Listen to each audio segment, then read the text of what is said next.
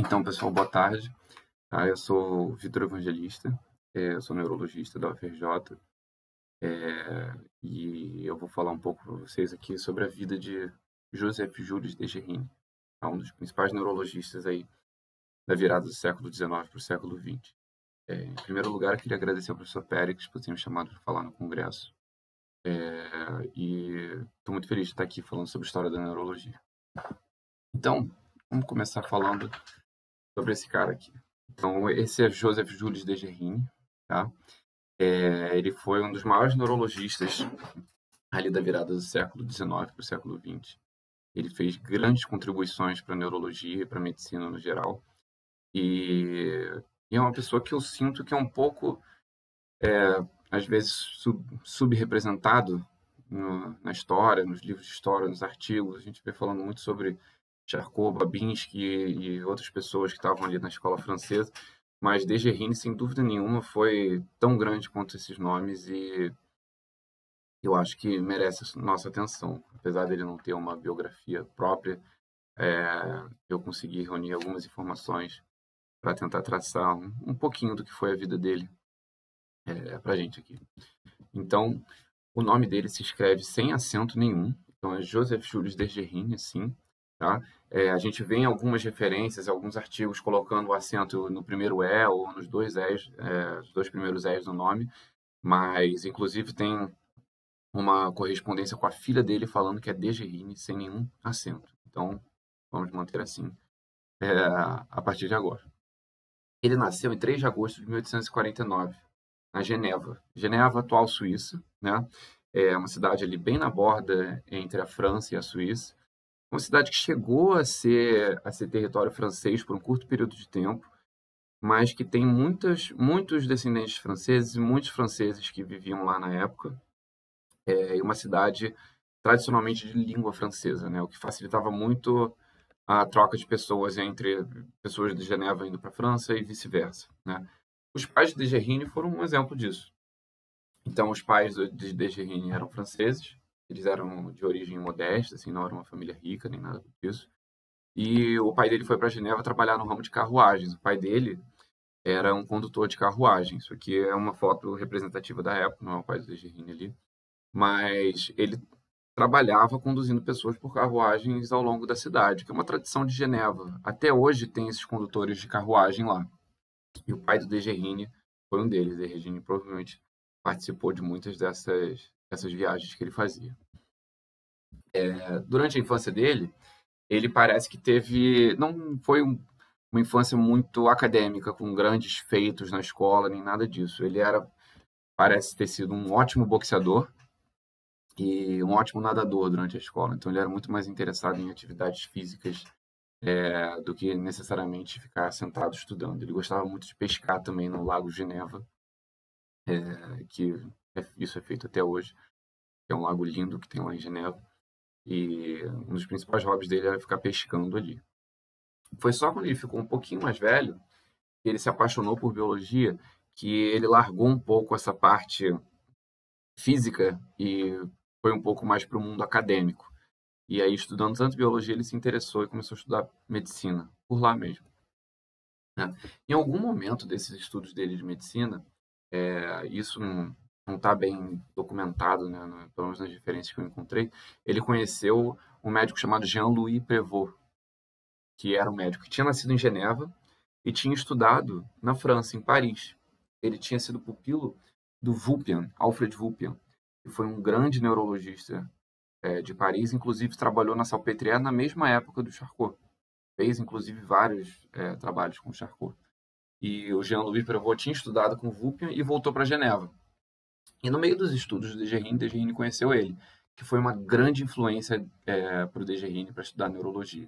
Então, aqui uma foto do Jean-Louis Prévost, tá? Do domínio público.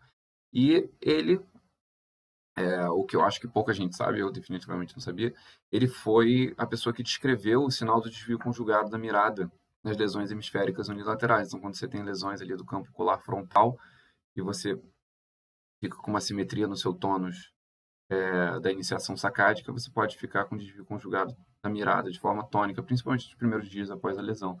E foi Jean-Louis Prévost que descreveu esse sinal. junto com Vulpian. Então era conhecido como fenômeno de Prevot, esse sinal do desvio conjugado da mirada. Em 1870, ali se deu a Guerra Franco-Prussiana, que foi a guerra que fez a independência da Alemanha. Degerine se voluntariou para trabalhar cuidando dos soldados franceses feridos. Ele sempre teve uma veia militar de querer ajudar na guerra, de querer ser médico de soldados. Ele sempre teve muito esse sentimento. Depois ia se dar mais tarde na vida também. E logo depois que acabou essa guerra, que deixou, enfim, a França em pedaços, porque a França perdeu a guerra, ele foi seguir os estudos em Paris. A recomendação do Prevot. O Prevot falou: olha, eu acho que você tem potencial e eu acho que você deveria ir para a França, para Paris, aprender com o meu mestre, o Vulpian. E a história de que Degerine foi para Paris, na parte de trás da cabine, junto com as malas de um trem, assim, na parte menos rica, né, do trem, e só com uma carta do Prevot para o Vulpian, falando: olha, tem um pupilo ótimo aqui, eu acho que ele deveria estudar com você, que ele pode ser um grande potencial neurologista. E aí foi assim que Degerine encontrou o Vulpian. Né? Aqui uma foto do Alfred Vulpian. E o Vulpian já era um neurologista muito respeitado em Paris. Ele, inclusive, foi médico e professor da Salpêtrière bem antes do Charcot. Então, o Charcot teve uma carreira que chegou no seu auge um pouco mais tardiamente na vida. O Vulpian, ele fez residência junto com o Charcot, né, no mesmo hospital, durante a mesma época, então eles eram amigos. Só que a carreira do Vulpian decolou mais rapidamente que a de Charcot. Né? Hoje em dia o Charcot é muito mais famoso, mas o Vulpian conseguiu feitos acadêmicos grandiosos antes do Charcot, apesar de eles terem mais ou menos a mesma idade. E foi assim que Degerine começou sua vida acadêmica. Em Paris, ele chegou no meio de uma confusão. Né? Tinha acabado a Guerra Franco-Prussiana, a França tinha perdido, e o governo de Paris foi tomado, né, pela Comuna de Paris. Então estava um caos, e não uma época necessariamente que ia ser tão propícia para fazer ciência, mas mesmo assim, Degerine, através de muito trabalho e muita dedicação e muita disciplina, ele conseguiu se tornar muito rápido o pupilo mais promissor do Vulpian, né? E a carreira dele acadêmica só progrediu numa linha reta, apontando muito para cima.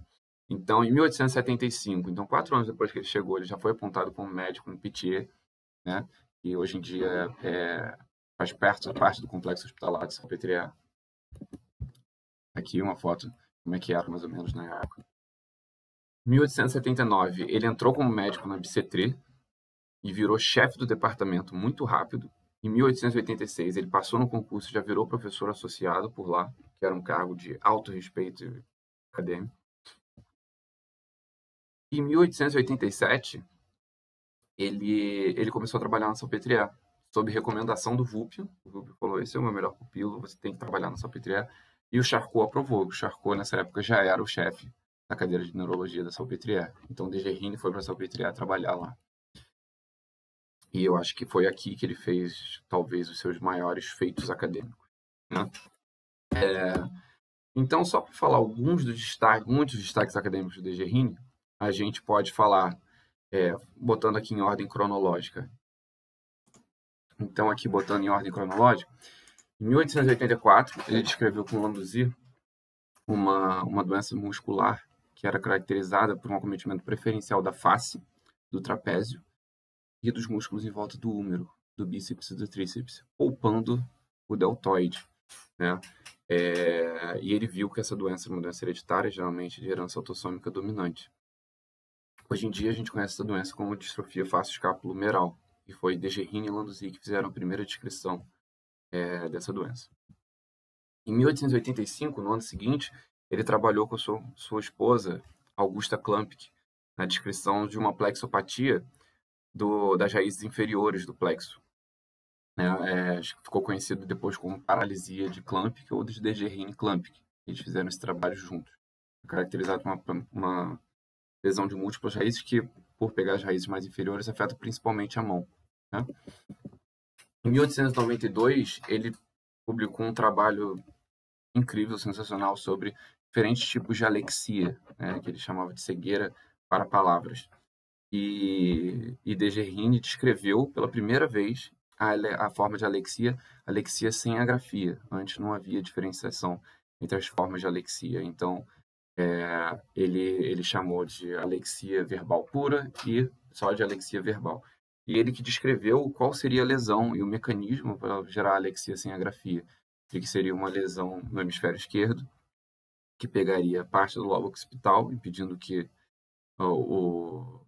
os raios de visão no campo visual direito chegassem no lobo occipital esquerdo, e uma lesão que pegasse ao mesmo tempo as fibras do corpo caloso ali, da perna posterior do corpo caloso, impedindo que as fibras que estão funcionando no campo contralateral de visão cruzassem para chegar nas áreas responsáveis pela interpretação de linguagem. Então é assim que se dá a alexia sem a grafia, ou alexia pura, como eles chamavam. E foi a primeira descrição, e até hoje a gente tem como verdade, e a gente vê essa síndrome acontecendo aí. Então, foi uma grande descrição, assim, de uma síndrome clínica altamente topográfica. Em 1893, ele descreveu um SOTAS, uma neuropatia hereditária que era caracterizada por atrofia dos membros inferiores, deformidade dos pés, né? Atrofia da musculatura intrínseca das mãos. Então, era sensitivo motora e geralmente se comportava de forma hereditária, com nervos hipertróficos, então nervos espessados, que hoje em dia a gente conhece, a gente coloca no grupo de Charcot-Marie do tipo 3. A gente sabe que múltiplas mutações podem levar a esse fenótipo, né? MP22, MPZ, mas hoje em dia é considerado como Charcot-Marie tipo 3, né? Então, a doença síndrome de Degerine-Sotas, como ficou conhecida por muito tempo. Em 1900, ele descreveu com Tomás uma síndrome caracterizada por atrofia do cerebelo, né, com ataxia e desautonomia, né? E ele mesmo desenhou as áreas que ficavam atrofiadas do cerebelo. E ficou conhecido como síndrome de Degerine-Tomás por muito tempo. Depois isso virou uma doença chamada atrofia pontocerebelar, olivo pontocerebelar em alguns lugares. E hoje em dia é classificado como a forma cerebelar da atrofia de múltiplos sistemas. Então foi Degerine que participou da primeira descrição da atrofia de múltiplos sistemas, forma cerebelar também.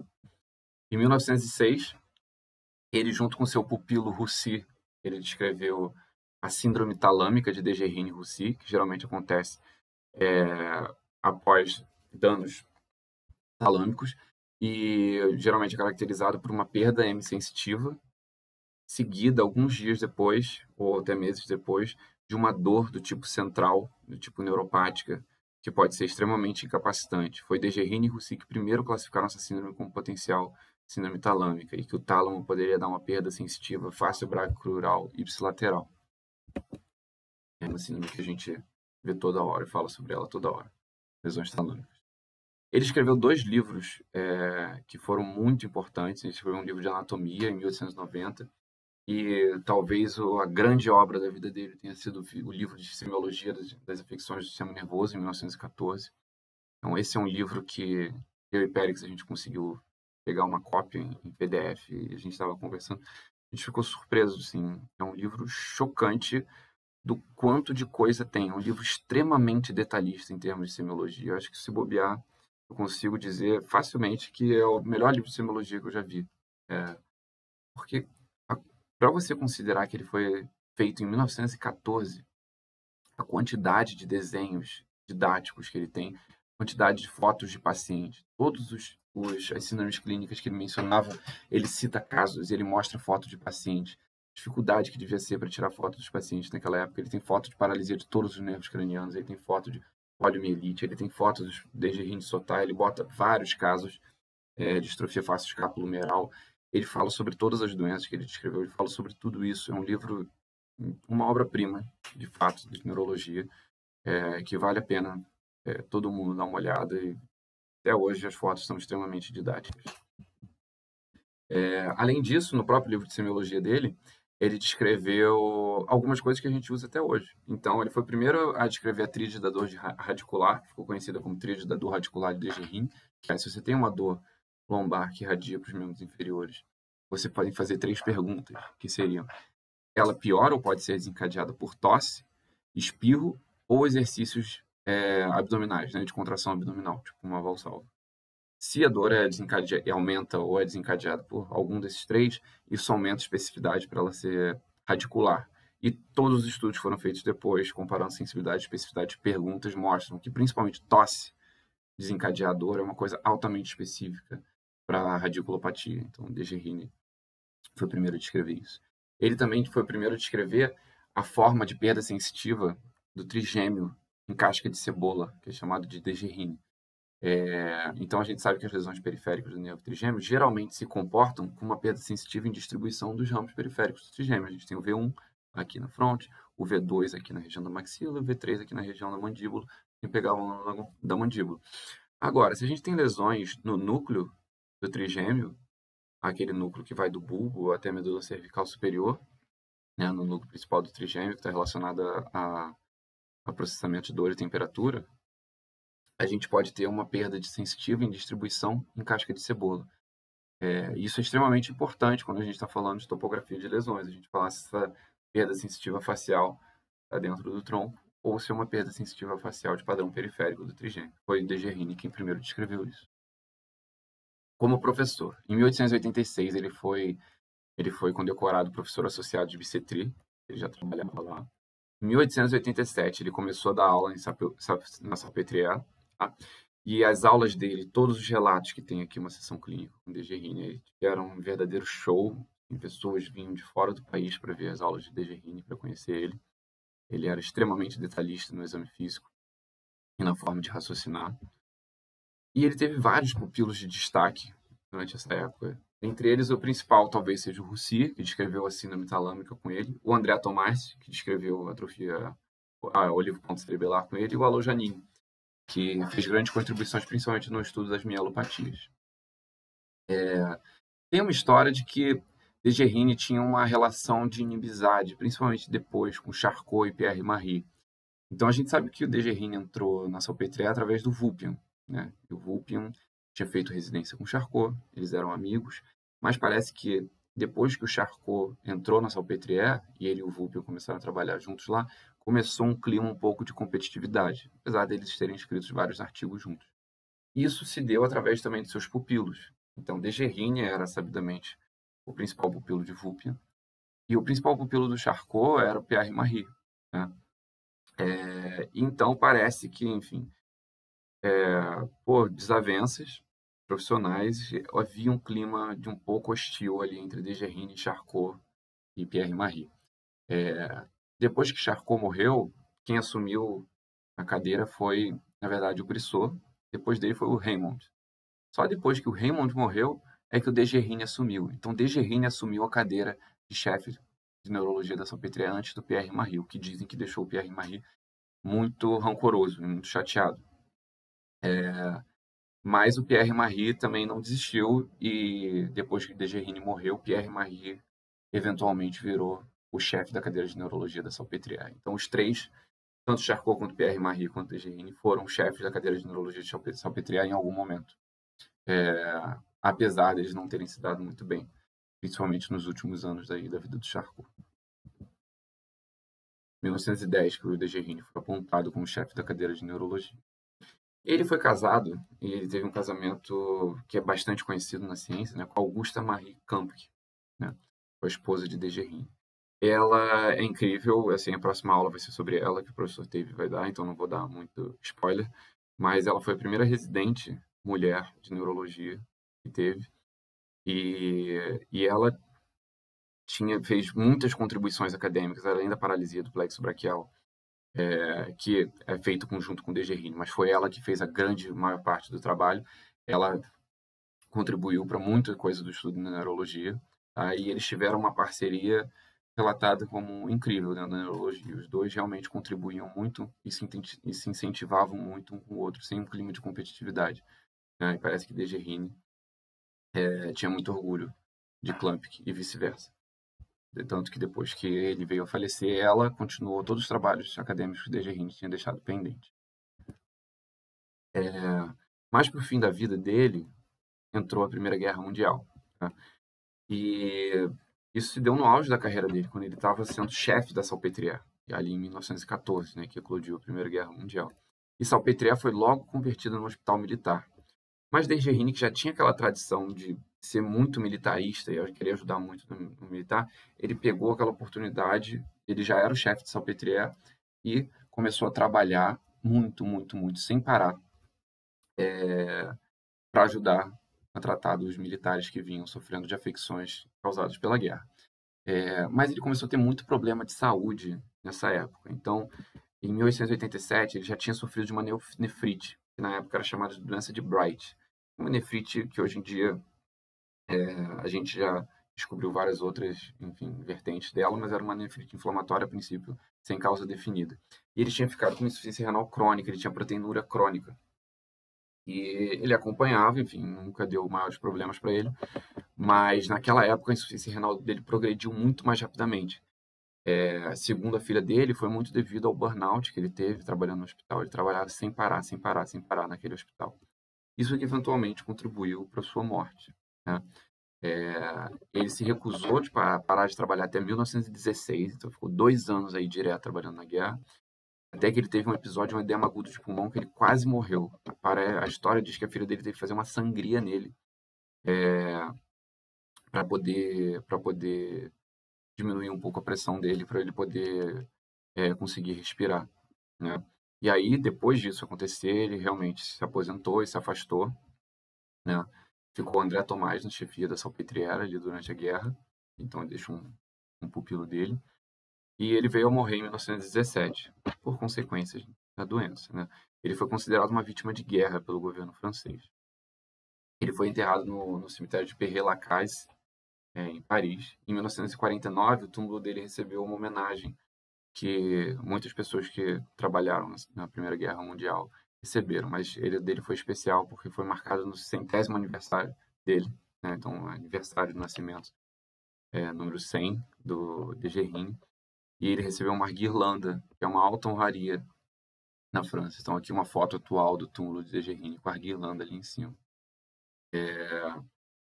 Enfim, essa história de Desjardins. Klumpke foi quem deu continuidade aos seus trabalhos acadêmicos. Ela era um pouco mais nova que ele, então ela ainda teve uma vida produtiva longa, mesmo após a morte de seu marido. Então era isso que eu queria falar, pessoal. Obrigado.